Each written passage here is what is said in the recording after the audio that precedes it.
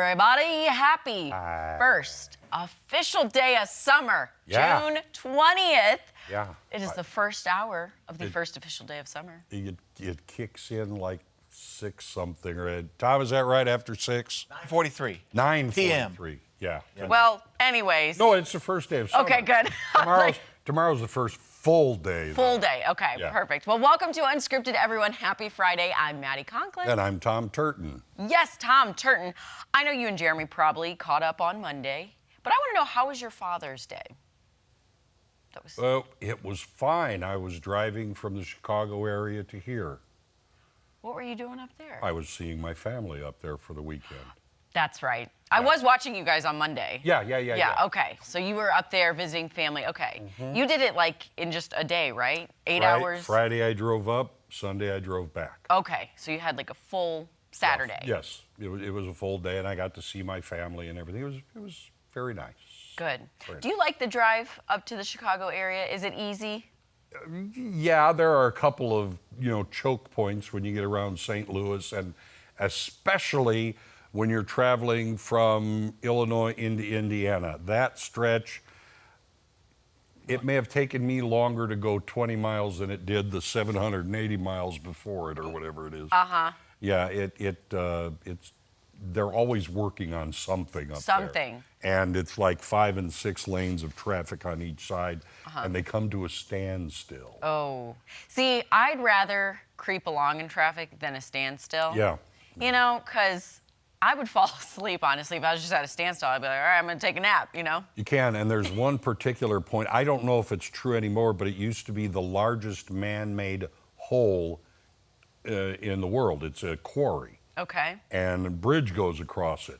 And you're sitting stock still, and there are how many knows how many cars are there, and you're going, that's a lot of weight on this bridge. Oh, and you're like, please just don't crumble underneath. And someone starts moving, and you feel that.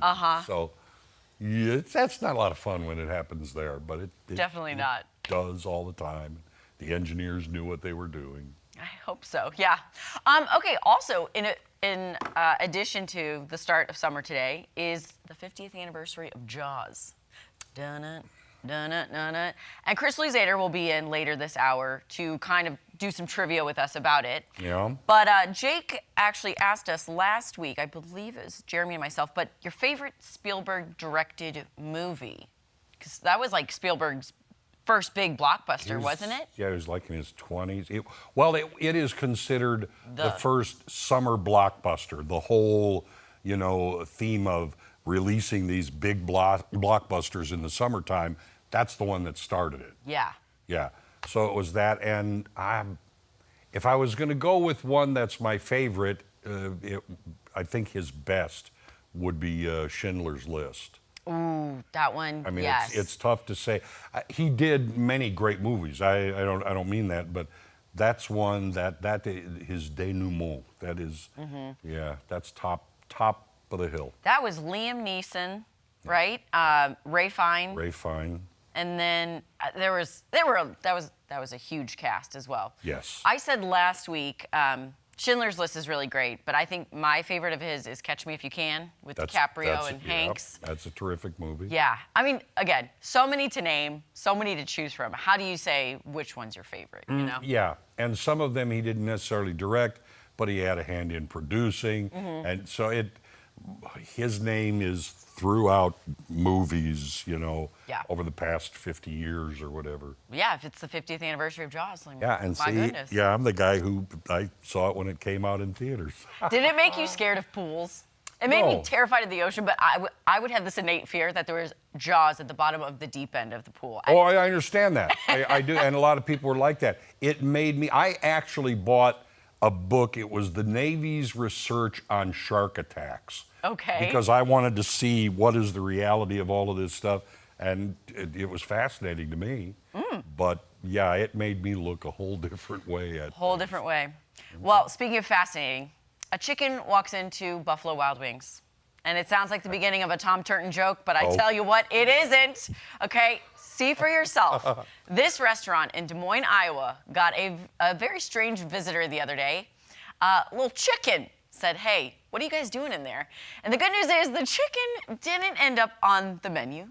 Instead, the animal rescuers picked her up and took her someplace safe, but not before they posted, quote, "Talk about a chicken on the wrong side of the road."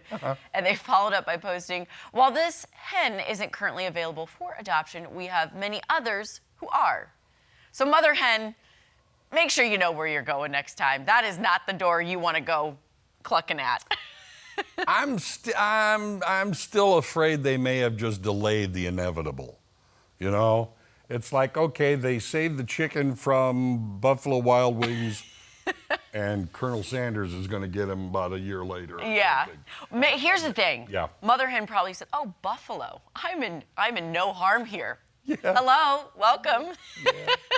Yeah, she kind of goofed up on that. Goofed one. up on that. I actually worked at a Buffalo Wild Wings in Los Angeles, and yeah, while their chicken is very good, I would not want to have a pet chicken bring it in there. They'd be like, "Hey, okay, we're actually low on some wings. Come on." Well, yeah, you don't want to know how the sausage is made, so to speak. Yeah, exactly. It's like, no, get the bird out of here.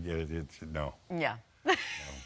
Unless it's a laying hen, then you could at least get eggs for breakfast. Oh, that's true. That's very true. Actually, my brother and sister-in-law have some chickens that are laying hens. Yeah, I think that's it. They got them in this huge contraption because the foxes, they live in the woods, so all the critters yeah. trying to get in. They've got locks, deadbolts, all the things on that hen house. Okay, Yeah, I get it. they don't want their hens touched. Okay. What's the thing? Why does a chicken coop have only 2 doors? I don't know why. Because if it had 4 doors, it'd be a chicken sedan.